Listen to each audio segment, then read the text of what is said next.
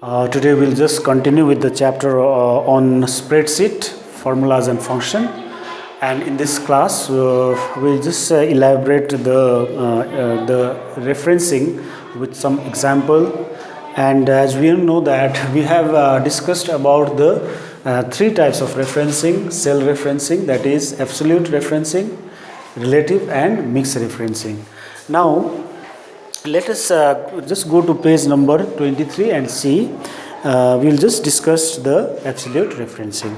So as we have already discussed in the previous class, absolute referencing means that the cell reference stays the same when the formula is copied to another cell. So here you should keep in mind that when we copy the formulas in the cell absolute referencing, that time the cell remains fixed. So in order to make it fixed, we have to use the dollar sign. So here when the dollar sign is given, that means we are fixing the A column and the first row. That means when we say when this is the, suppose this is the cell, this one, so we know that this is A, B, C, and this is 1, 2 and 3. So when I write 10, that means if I use the dollar $A, that means this one, and $1 means this one. So I am making this particular cell fixed, that when I copy that formula, it will copy that cell only. The reference will not change. The cell address, the column, the row will not change. Now you can see the example. So copying the formula using the absolute cell referencing. So when we copy the formula using the absolute referencing, we have it's given one example is there. Let us discuss the example that is here in page number 23. Consider the example used to calculate the total amount collected by each student using the formula. As discussed above, the percentage of Priya's contribution is already calculated. So you just refer to figure 12. In figure 12 already it's given, the calculation is given there. The different months contribution is given. So roll number 1 Priya, so the column headings are given, is a daily collection, roll number, name, and the dates: 1st May, 2nd May, 3rd May, 4th May and 5th May, and total is calculated. Now it says that the total calculations of Priya is calculated. So copy the formula. So what we have to do over here is we need to copy the formula. We have to copy the formula from cell 1, cell I3 to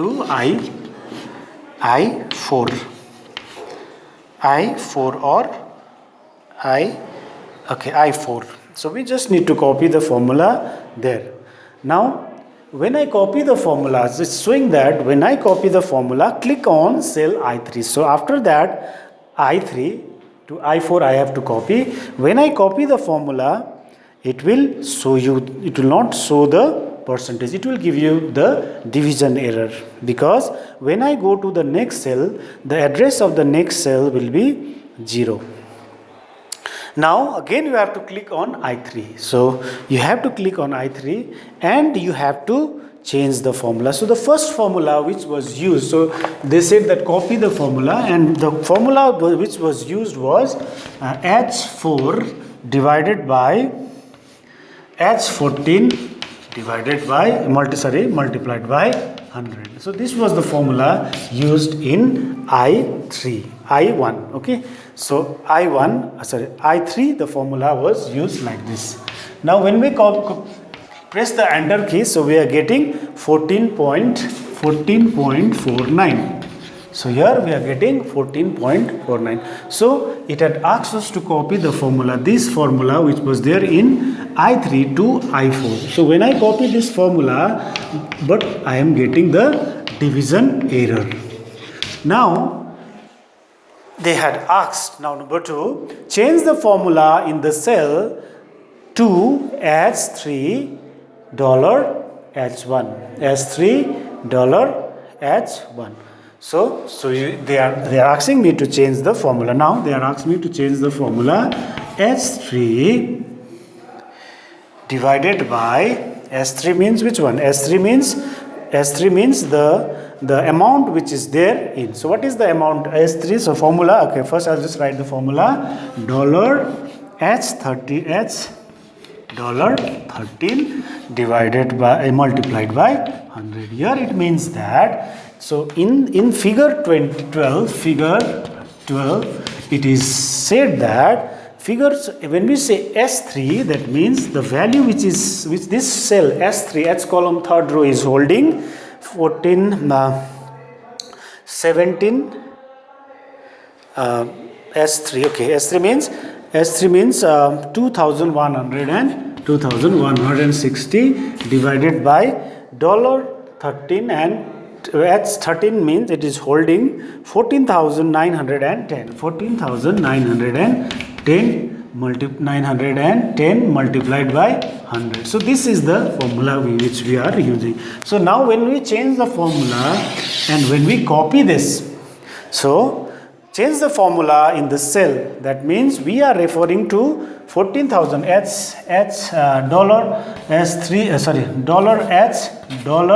$13 means we are referring to 14109, this one.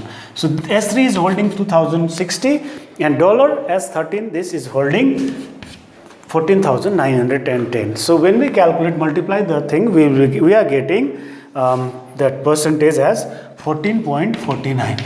So this needs to be copied in other cell using the referencing. So here we use the dollar sign and make this particular number fix, that particular cell fix. After that, press the enter key and select I3 to I12. So we are referring to the range from I3 to I12. So you can just refer to page number 23. I3 means what? I3 means, that means I3 means 14.49. I3 to I12 had to be selected. That means that needs to be selected. Now after that you have to go to the home tab, and from the editing group click on the fill drop down list and select the down options. So when we do that, when we go to the home tab and click on the editing group and fill, after selecting it, but we need to select it, we need to select the cell from I3 to I12, that column you have to sell.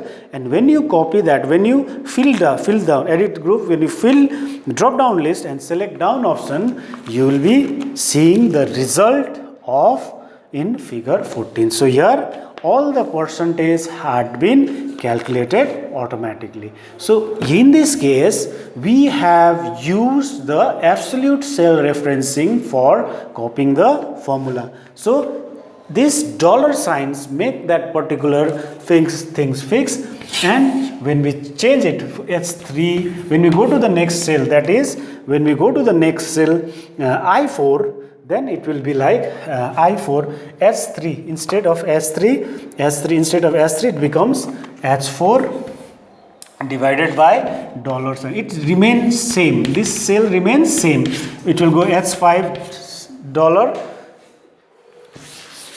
So when we copy it, that remains the same and we will get, but only the column will S3, then it becomes S4, because here we have not fixed it, S5, S6, but this remains the same and we will get the result as shown in figure 14. So this is how we copy the formula in the absolute referencing. So relative referencing is not so complex. Generally when we copy the formula, the cell reference changes automatically, so we will get the result.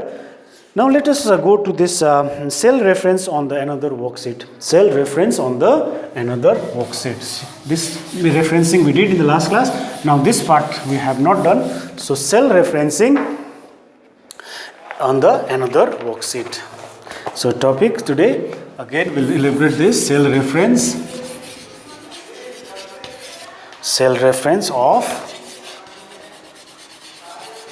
another worksheet.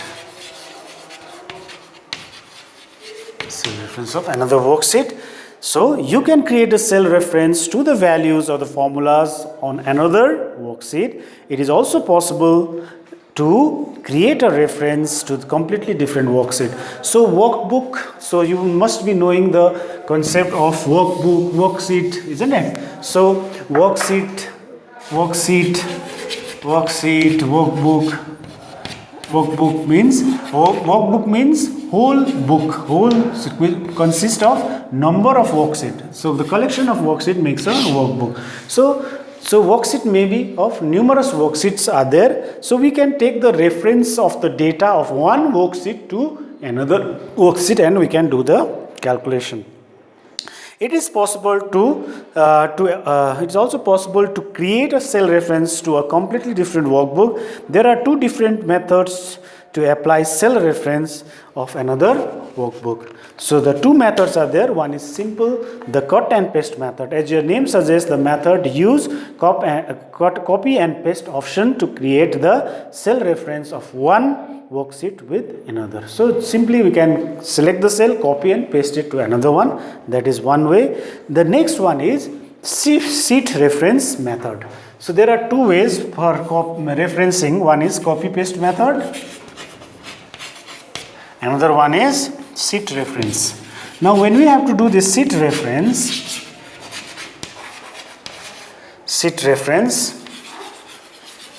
we just need to understand it involves, when we are referring the sheet with the sheet reference method, then we must have the method involves the use of numbers, use of sheet number. So it involves use of sheet number. Which sheet we are using? We need to specify the sheet numbers. Second one, it uses exclamation mark.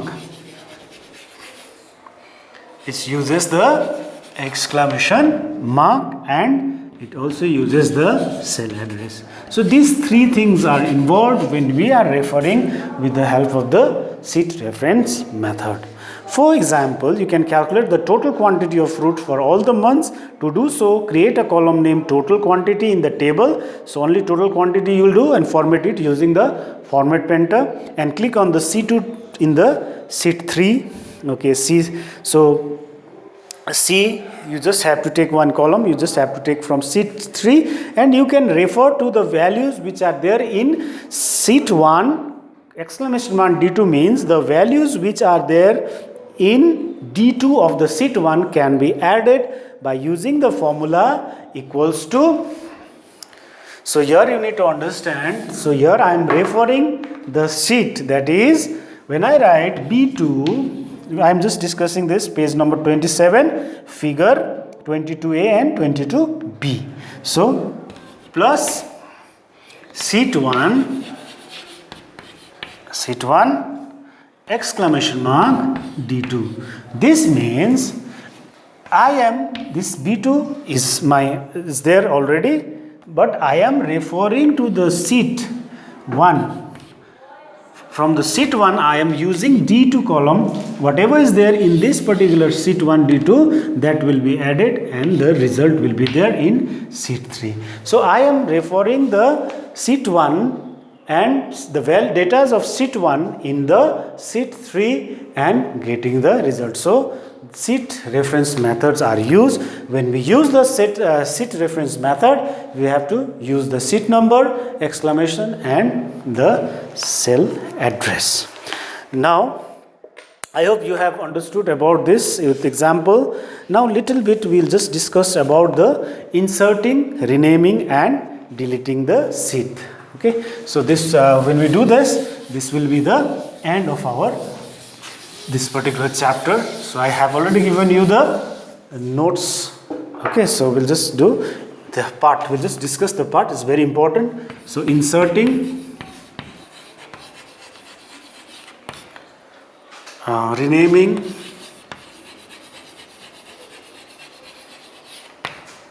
and deleting.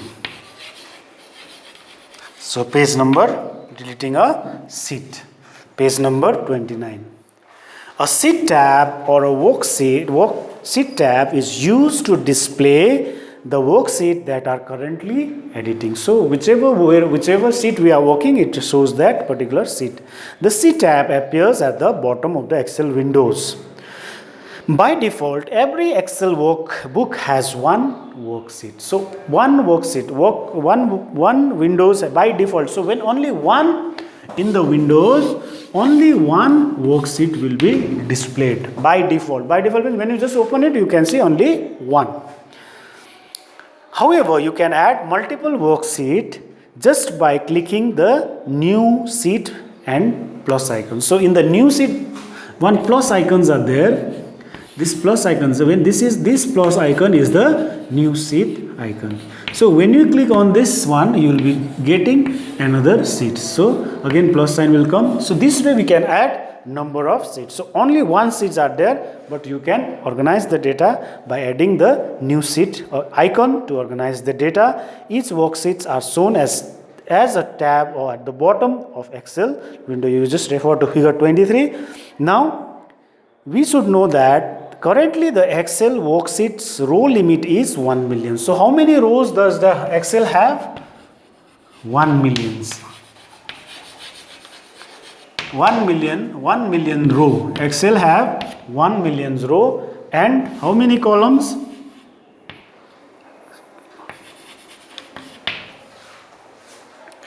How many columns? We have 16,384 columns. So you just imagine the Excel consists of row, this one, this is the row and this is the column. So it consists of how many millions, and it consists of 60,000 columns.